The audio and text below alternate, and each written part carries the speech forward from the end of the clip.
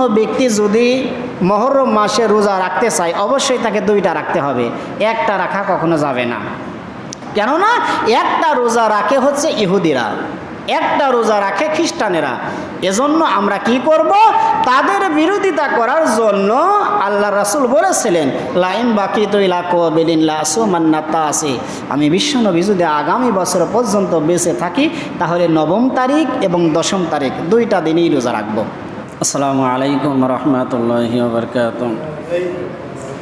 ইন্নাল হামদুলিল্লাহ আলহামদুলিল্লাহি ওয়া কাফা ওয়া সালামুন আলা ইবাদিহিল্লাযীনা ইসতাফা, আম্মা বা'দ।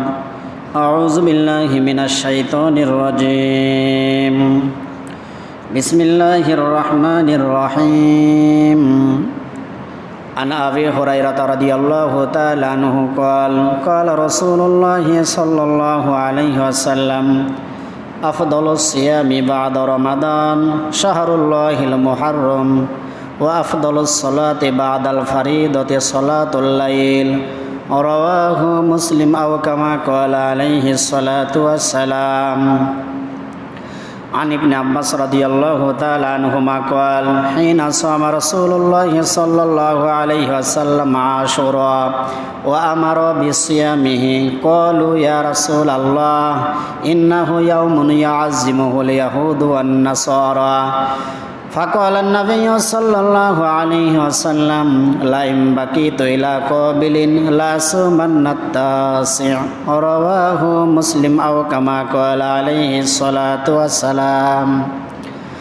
আলহামদুলিল্লাহ, মহান আল্লাহ তাআলার দরবারে লাখ কোটি শুকরিয়া যে মহান আল্লাহ তাআলা আমাদেরকে দুনিয়াবি কাজকর্মকে উপেক্ষা করে সুন্দর করে ওযু গোসল সেরে তার ঘরে আসার মতো তৌফিক দান করলেন। এজন্য সেই মহান মাবুদের দরবারে লাখ কোটি শুকরিয়া আদায় করেছি। সকলে বলি আলহামদুলিল্লাহ। অতঃপর শত করে দরুদ ও সালাম সেই বিশ্বনবীর প্রতি যেই রাসূলকে লক্ষ্য করে উদ্দেশ্য করে মহান আল্লাহ তাআলা আমাদেরকে দুনিয়ার মাঝে পাঠালেন, সেই রাসূলের প্রতি শত করে দরুদ ও সালাম। সকলে বলি সাল্লাল্লাহু আলাইহি ওয়াসাল্লাম।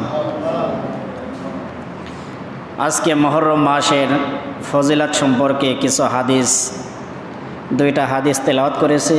ইনশাআল্লাহ যতটুকু সময় হয় ততটুকু সময়ের মধ্যে আলোচনাটা কমপ্লিট করার জন্য চেষ্টা করবে ইনশাআল্লাহ। আর 12টি মাসের মধ্যে প্রথম মাস হচ্ছে মাহে মুহররম মাস।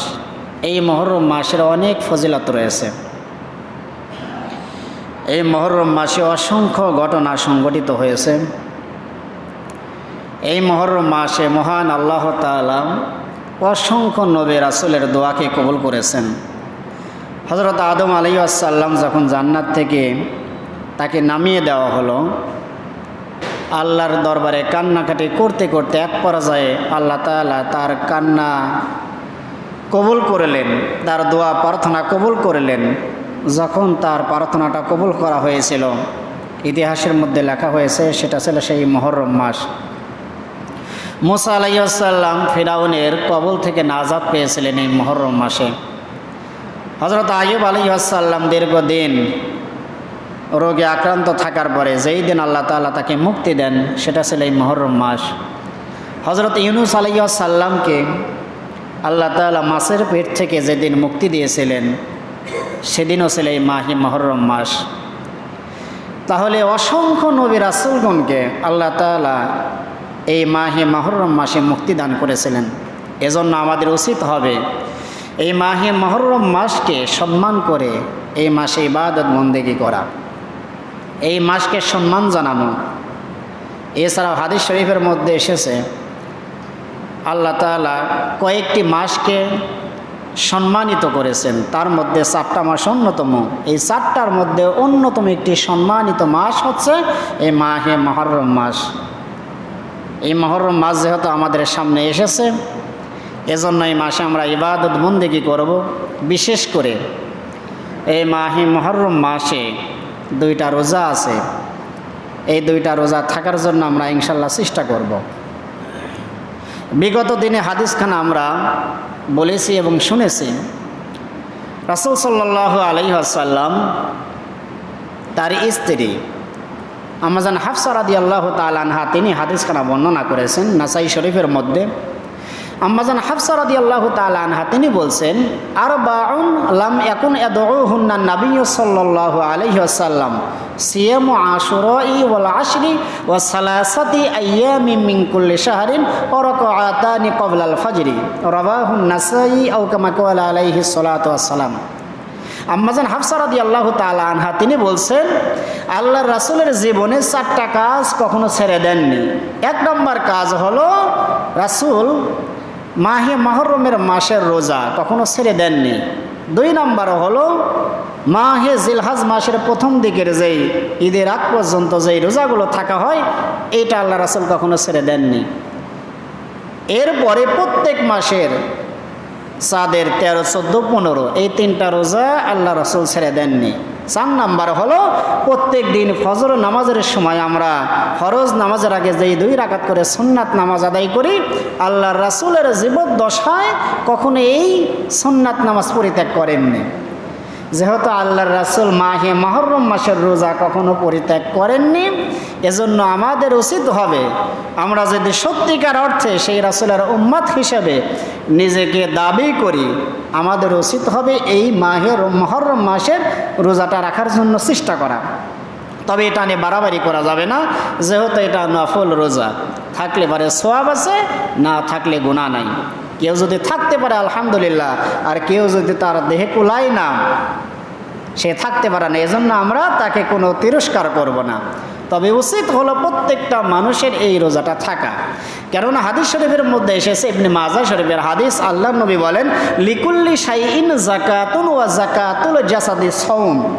প্রত্যেকটা বস্তুর জাকাত রয়েছে, আর দেহের মানব দেহের জাকাত হলো রোজা। স্বর্ণের যেমন জাকাত রয়েছে, রৌপ্যের যেমন জাকাত রয়েছে, নগদ টাকা পয়সার যেমন জাকাত রয়েছে, ঠিক তদ্রূপভাবে প্রত্যেকটা মানব দেহের জাকাত রয়েছে, আর সেই জাকাতের নাম হচ্ছে রোজা। এজন্য আমরা চেষ্টা করব নফল রোজাগুলো রাখার জন্য। এটা কেন রাখব? যখন রমজানের রোজা ফরজ হয়নি, মাহে মুহররম মাস যখন আসতো, আল্লাহর রাসূল কি করতেন? নিজে রোজা রাখতেন, এবং সাহাবাই কিরামগণ রোজা রাখছে কিনা তিনি খোঁজ খবর নিতেন, সাহাবেদেরকে জানিয়ে দিতেন মুহররম মাস উপস্থিত, আমি নিজে রোজা রেখেছি, তোমরাও রোজা রাখো। এরপরে দেখা গেল রমজানের রোজাকে যখন ফরজ করা হলো, সাহাবাই কিরামগণ বলছেন এরপর থেকে আল্লাহর রাসূল আগের দিনের মতো আমাদের খোঁজ খবর নেননি। অর্থাৎ আমরা কেউ রোজা আছি কিনা আল্লাহর রাসূল আমাদেরকে আর এই রকমভাবে খোঁজ খবর নিতেন না। মাহে রমজানের রোজা যখন ফরজ হয়ে গেল, তখন এই আশুরার রোজা তথা মাহে মুহররমের রোজাটা নফল হয়ে গেছে। কিন্তু এই আশুরার দিবসের রোজাগুলো আগে ফরজ ছিল, কিন্তু যখন রমজানের রোজাকে আল্লাহ তাআলা আমাদের উপর ফরজ করলেন, তখন এই রোজাটার ফরজিয়াত রহিত হয়ে গিয়ে নফল পর্যায়ে চলে গিয়েছে। তারপরেও আল্লাহর রাসূল এই রোজাটা কখনো ছেড়ে দেননি। এজন্য মুসলিম শরীফের হাদিসের মধ্যে হযরত আবু হুরায়রা রাদিয়াল্লাহু তাআলা আনহু তিনি বলছেন, আন আবি হুরায়রা রাদিয়াল্লাহু তাআলা আনহু ক্বাল রাসূলুল্লাহ সাল্লাল্লাহু আলাইহি ওয়াসাল্লাম, আফদালুস সিয়ামি বা'দা রমাদান শাহরুল্লাহিল মুহররম ওয়া আফদালুস সালাতি বা'দাল ফারিদাতি সালাতুল লাইল রাওয়াহু মুসলিম আও কামা ক্বালা আলাইহিস সালাতু ওয়াস সালাম। আল্লাহর নবী বলছেন, মাহে রমজানের রোজার পরে সর্বোত্তম রোজা হচ্ছে এই মাহে মুহররমের রোজা। ওয়া আফদালুস সালাতি বা'দাল ফারিদাতি সালাতুল লাইল, আর ফরজ নামাজের পরে সর্বোত্তম নামাজ হলো রাতের নামাজ, অর্থাৎ তাহাজ্জুদের নামাজ।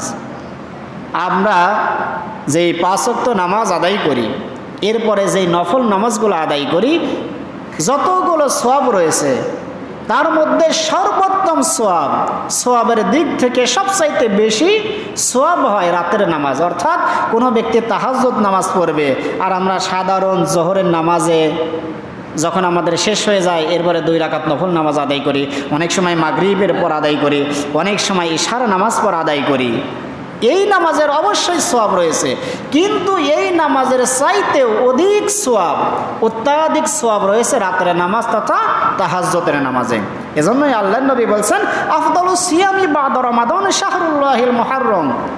রমজান মাসের রোজার গুরুত্ব, পৃথিবীতে যত মানুষ রোজা থাক সমস্ত রোজা যদি এক পাল্লায় দেওয়া হয় আর রমজান মাসের রোজাকে যদি এক পাল্লায় দেওয়া হয়, রমজান মাসের রোজার পাল্লাটাই ভারী হয়ে যাবে।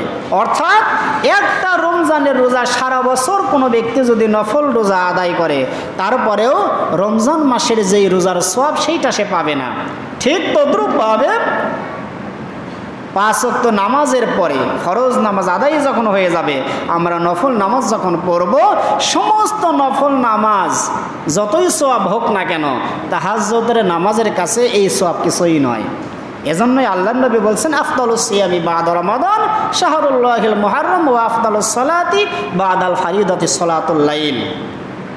রমজানের রোজার পরে মুহররমের রোজাই হলো শ্রেষ্ঠ রোজা এবং ফরজ নামাজের পরে রাতের নামাজই হলো শ্রেষ্ঠ নামাজ। যেহেতু রমজানের পরেই যদি মাহে মুহররমের রোজা সর্বোত্তম হয়, সর্বশ্রেষ্ঠ হয়, তাহলে আমাদের এই রোজাটা রাখতে হবে। এখন কেন আমরা রাখব? আল্লাহর নবী বলছেন, বুখারী এবং মুসলিম শরীফের বর্ণনা, বিশ্বনবী এবং সাহাবায়ে কিরাম যখন মক্কা থেকে মদিনায় গেলেন, যাবার পরে দেখতে পাইলেন মদিনার ইহুদি এবং খ্রিস্টানেরা তারা এই মাহে মুহররম মাসের 10 তারিখ যখন আসে তারা রোজা থাকে। আল্লাহর নবী তাদেরকে জিজ্ঞাসা করলেন, ও ইহুদিরা, ও খ্রিস্টানেরা, তোমরা কেন এই মাহে মুহররম মাসের 10 তারিখে রোজা থাকো? তখন ইহুদি এবং খ্রিস্টানেরা বলল, ইয়া রাসূলুল্লাহ, ইয়া হাবিবাল্লাহ, এই মাহে মুহররমের 10 তারিখ এমন একটা দিন, যেই দিনে হযরত মুসা আলাইহিস সালাম এবং তার সঙ্গী সাথী সহ ফিরাউনের কবল থেকে নাজাত পেয়েছিলেন, মুক্তি পেয়েছিলেন। আর ফিরাউনকে আল্লাহ তাআলা সাগরের মধ্যে চুবায়া মৃত্যুদান করেছিলেন। মুসা আলাইহিস সালাম এবং তার সাথীগণ ফিরাউনের কবল থেকে বাঁচার পরে শুকরিয়া আদায় স্বরূপ তারা এই দিনে রোজা থেকেছিল। এজন্য মুসা আলাইহিস সালামকে অনুসরণ করে আমরা মদিনার যারা ইহুদি আছি, মদিনার যারা খ্রিস্টানেরা আছি, তারা আমরা রোজা থাকি। তখন আল্লাহর নবী সাহাবীদেরকে লক্ষ্য করে বললেন, ও আমার সাহাবারা, যারা ইহুদি এবং যারা খ্রিস্টান, তারা মুসা নবীকে যতটা না ভালোবাসে, তার চাইতে দ্বিগুণ ভালোবাসা আমরা দেই। অর্থাৎ অনুসরণের দিক থেকে, অনুকরণের দিক থেকে মুসা আলাইহিস সালামকে ইহুদি এবং খ্রিস্টানদের চাইতে আমরা বেশি ভালোবাসি। তাহলে তারা যদি রোজা থাকতে পারে, তাহলে আমরা কেন থাকতে পারবো না? অবশ্যই আমাদেরও রোজা থাকতে হবে। তখন আল্লাহর নবী সাহাবীদেরকে লক্ষ্য করে বললেন, ও আমার সাহাবারা, মুহররম মাসে যখন তোমাদের কাছে উপস্থিত হবে তখন তোমরা রোজা রাখবে। এজন্য আল্লাহর রাসূল এই মুহররম মাসে রোজা রেখেছেন, আমাদের উচিত হবে এই মুহররম মাসে রোজা রাখা। এখন এই মুহররম মাসে কয়টা রোজা রাখবো সে সম্পর্কে হাদিস শরীফের মধ্যে স্পষ্ট কথা উল্লেখ রয়েছে। কয়টা রোজা আমাদেরকে রাখতে হবে? মুসলিম শরীফের হাদিস, হযরত ইবনে আব্বাস রাদিয়াল্লাহু তাআলা আনহু তিনি বলছেন, হিনা সাম রাসূলুল্লাহ সাল্লাল্লাহু আলাইহি ওয়াসাল্লাম আশুরাই ওয়া আমারা বিসিয়ামিহি ক্বালু ইয়া রাসূলুল্লাহ ইন্নাহু ইয়াউমুন ইয়াযিমুহুল ইয়াহুদু ওয়ান নাসারা ফাকালা নবী সাল্লাল্লাহু আলাইহি ওয়াসাল্লাম লাইম বাকিতু ইলা কাবিলিন লা সুমান্না তাসি আও কামা ক্বালা আলাইহি সাল্লাতু ওয়াসসালাম। আল্লাহর নবী তিনি এই মুহররম মাসে রোজা রাখলেন এবং সাহাবীদেরকে রোজা রাখার জন্য আদেশ করলেন। তখন সাহাবাই কিরামগণ বললেন, ইয়া রাসূলুল্লাহ, ইয়া হাবিবাল্লাহ, ইন্নাহু ইয়াউমুন ইয়াযিমুহুল ইয়াহুদু ওয়ান নাসারা। হে আল্লাহর নবী, এই মুহররমের 10টা তারিখ এতই মর্যাদাপূর্ণ, এতই মহান একটা দিন, যেই দিনকে ইহুদিরাও সম্মান করে এবং যারা খ্রিস্টান তারাও সম্মান করে। অর্থাৎ আপনি আমাদেরকে বলেছেন মুহররমের 10 তারিখে রোজা রাখার জন্য, আমরা রোজা রাখি, কিন্তু এই মুহররমের 10 তারিখে যারা ইহুদি তারাও রোজা থাকে এবং যারা খ্রিস্টানেরা তারাও রোজা রাখে, তাহলে আমরা কি করব? তখন আল্লাহর নবী বলছেন, লাইম বাকিতু ইলা কাবিলিন লা সুমান্না তাসি আও কামা ক্বালা আলাইহি সাল্লাতু ওয়াসসালাম। আল্লাহর নবী তখন সাহাবীদেরকে লক্ষ্য করে বললেন, ও আমার সাহাবারা, আমি বিশ্ব নবী যদি আগামী বছর পর্যন্ত বেঁচে থাকি, তাহলে একটা রোজা নয়, আমি 9ম এবং 10ম তারিখেও রোজা রাখবো। অর্থাৎ 2টা দিনে রোজা রাখবো। ইহুদি এবং খ্রিস্টানেরা রোজা রাখে একটা দিনে, আর আমরা তাদেরকে বিরোধিতা করার জন্য 2টা দিনে রোজা রাখবো। এজন্য কোনো ব্যক্তি যদি মুহররম মাসে রোজা রাখতে চায় অবশ্যই তাকে 2টা রাখতে হবে, একটা রাখা কখনো যাবে না। কেননা একটা রোজা রাখে হচ্ছে ইহুদিরা, একটা রোজা রাখে খ্রিস্টানেরা। এজন্য আমরা কি করব? তাদের বিরোধিতা করার জন্য আল্লাহ রাসূল বলেছিলেন লাইম বাকি তৈলা কবিলিন লাসুমান্নাতা আছে, আমি বিশ্বনবী যদি আগামী বছর পর্যন্ত বেঁচে থাকি তাহলে 9 তারিখ এবং 10 তারিখ 2টা দিনই রোজা রাখবো। এজন্য আমরা যারা মুসলমান রাসূলের খাঁটি উম্মত হিসাবে নিজেকে দাবি করি, আমাদের উচিত হবে এই মুহররম মাসে যারা রোজা রাখতে চাই তারা আমরা 2টা করে রোজা রাখবো।